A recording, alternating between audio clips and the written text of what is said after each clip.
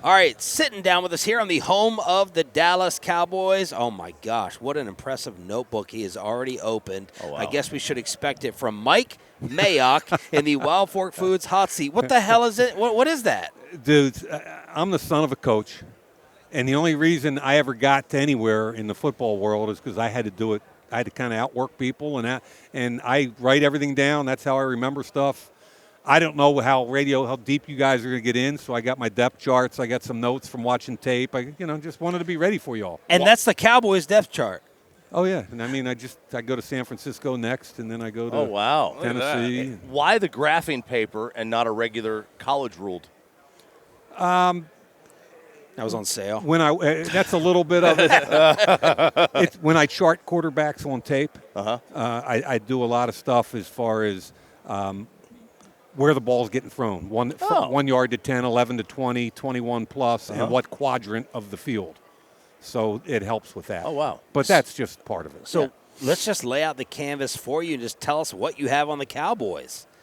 Are you talking about charting the last season, notes, needs? Yeah, I mean, it's fits. It's too early to. I don't even know who all their free agents are and aren't yet because we're still doing Super Bowl. I'll get into that. But bottom line is, okay, they made the trade with Micah. Where's that leave them? Okay, you got 2 first-round picks, but you don't have a 2 or a 3. So you got to hit on, I think it's 12 and 20 in the first round. Then you don't have another pick till the 4th round, about somewhere plus or minus 113. Okay, so where are you going with that? You got some O-line questions. Guyton was IR. The right tackle, he's out of guaranteed money right now, so you can move on from Terrence Steele if you wanted to. But the bigger issue, as you guys know, is defense, and all 3 levels of defense. And what looked like a pretty good cornerback room a couple years ago has been decimated, and with injury and whatever. So Deron Bland, foot issues for a corner are bad news. I mean, and he's already had a couple surgeries. They drafted a kid from East Carolina who's really talented, but he was coming off an ACL, Ravel. So well done. Where are they going at corner? Where are they going at edge? It was a big hole when you trade Micah.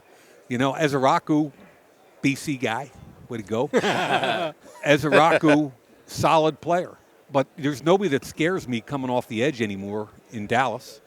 So the way I look at it, just off the top of my head, is, to be disruptive on defense, you got to have edge rushers that can go and corners that can cover, and they're bereft at both of them. That's where I start. You mentioned the 2 first, but no second and third. So you're going into the draft as the GM. When you have that, is your first instinct to trade down and pick up more? I think what you're trying to do is cover both sides of that before the draft starts. So you're making calls. You got 12 and 20. You might say, I ain't moving from 12 because I know I'm going to get a quality whatever right there, right?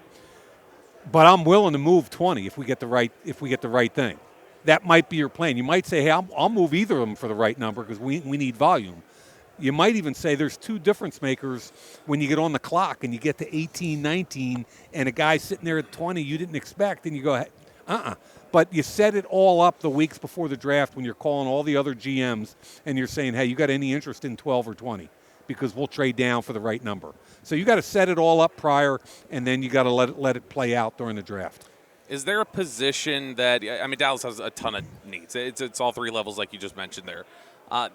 With having just the 2 first-round picks and entering free agency the way they are, say you were in their position and you were kind of running things, would you look at it and say, all right, I think I'm going to prioritize these couple positions here, is let me do that in free agency because I'm going to trust that I can find 2 starting caliber players on defense in the first round at these positions? Yeah, depending on what kind of money you have available in free agency, I think what most GMs try to do is cover as many needs with, okay, if you can go get like New England did and go get a Milt Williams, that's fine. But you also got to get a Tonga, who's just kind of a blue-collar tough guy. You got to get enough of those guys where in free agency you say, okay, I've kind of covered my major needs here, but we still know that we didn't get a high-level corner, we didn't get a high-level edge, unless you do, which is awesome. But you've got to look at the big picture of free agency and the draft and tie them together. What position in the draft do you look at young players? Do you say, okay, on the defensive side of the ball, typically I think this position is most ready to contribute right away as a rookie versus this position is going to take a little bit more time to adjust to the game. Yeah, I think we look on the defensive side of the ball, traits matter. Physical traits matter. And if you get a trait-laden kid as a defensive end, as an edge rusher, whatever you want to call him, he's going to win, even if he doesn't know what the hell he's doing. He's going to have a chance to win just because of his physical traits. So you can think, even if he's not a good run defender, you can protect him a little bit. And he's only going to play plus or minus 60% of the snaps, all of them more of the pass-type snaps. So there are ways to protect players. And I think the biggest thing is, and I can't say this enough, I think Dallas has done a pretty good job over the years, which is your scouting department and your coaching staff has to be married. Because when you draft a kid, he's now a Cowboy, and you got to have a plan for him. And it's hard for the coaches sometimes when you say, I want you, when the scouts are in there going, hey, this fourth-round kid, we got to play him. We got to play him, okay, because he's going to be a starter for us next year. Then the coach is getting ready for week one. They're like, he ain't ready. I'm not playing him. I'm going to play the 7-year veteran who's beat up.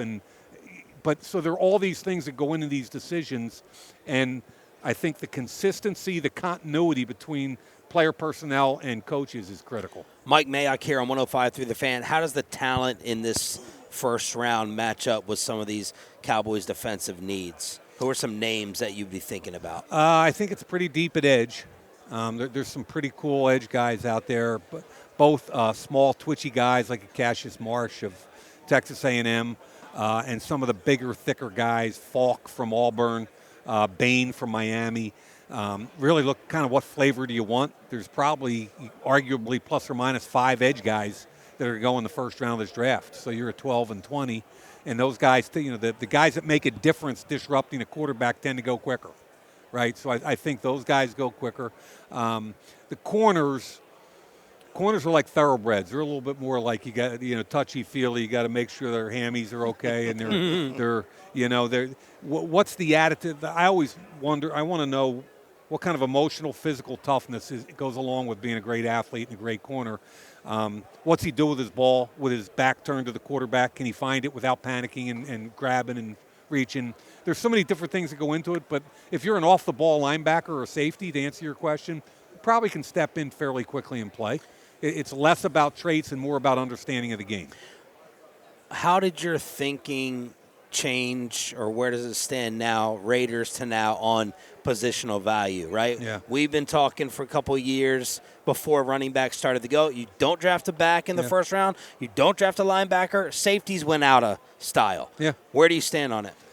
If a guy's a difference maker at any position, take him. Okay, we took Josh Jacobs in the first round. I knew he would pair really well with Gruden. That was Gruden's kind of back. Okay. Safety, linebacker, Dan Campbell's taking an off-the-ball linebacker in the first round. I mean, if the guy's a difference maker, why would you pass him up to get a lower-level tackle? It just doesn't make sense to me. Now, you got to be careful because the running back volume is greater than any other position coming out of college. So you can get a running back in the 4th to 7th round, but if you want a difference maker, you better go get Bijan Robinson. You better go get Jahmyr Gibbs. You better get that kind of guy in the top 10. How does it work in a front office now? Because the analytics departments have so much power now. Yeah. And they would maybe say to you, you don't know who the difference maker is. How does that work? How does that fight, that tug of war? Yeah.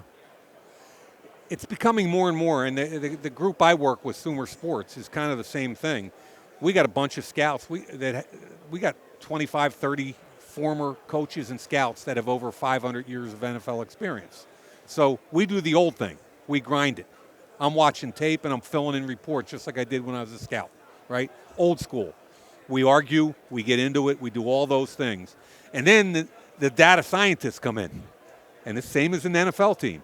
And they say, well, our predictive analysis says that this wideout is probably going to have problems because his average depth of target is only 3.2 yards where it needs to be blah, blah, blah. Are we sure he's fast enough and can create enough separation to do what you think he can do? So the way I look at it as a GM is, to me, information's always good, and to me, that's a cross-check. To me, the scouts and what we say, because we live with that kid for a year. We're on campus. We're talking to the coaches. We're talking to everybody. And we do all the work. I want the cross-check, and that's what I think AI should be, a very powerful tool. Give you another example. Like, say the three of us watched edge rushers for the Cowboys, 4 of us. Yeah. We're watching the edge rushers in the draft. And we all think that we have different opinions about who the best get-off is, first 2 or 3 steps. Now, I argue. I got this guy. You got. So you can take the tape and run it through your AI apparatus and set it up to say who gets the furthest in the first 3 steps at a wide 9 technique in an obvious passing situation. How quick does he get there and how fast does he get there? So it's not just the human eye anymore, but we're reinforcing it with AI. You should explain to him your draft theory on scouts. Tell him. He's not going to bite your head off. Which one? I've got a million. The ones are the ones are Okay, so go ahead. Come on. All right, Go ahead. So my there's some numbers behind it. Explain. I wanna hear it. Okay, so I think if you were to go back in the last, however many years you want to go through, the first player picked at a position, the likelihood that they're better than the second player picked at the position, right? Now, obviously, they're tiered. Yeah. So if you have 2 guys in the same tier, it might not. Obviously, you're going from tier 1 player to a tier 3 player. Yeah. Right. But in terms of you're so sure that the same tiered guy is going to be better, and the numbers, it's basically a 50-50. I don't really know where I'm going with this, by the way. Because you're softening it. I'll tell you his position because he doesn't want to just come out and say it. He thinks that scouts are basically. He thinks you can throw a dart and pick players just as effectively as what he in the thinks. same tier. So here's what I would tell you. If it's 50-50. He ignores even evaluating to the point of getting them to the tiers, though, when he says that. The tiers, I get the tiers. I mean, I'm not going to sit here and jump on the table and defend scouts, but I would tell you that there's an eternal grind to get to the point where they're even in tiers, okay?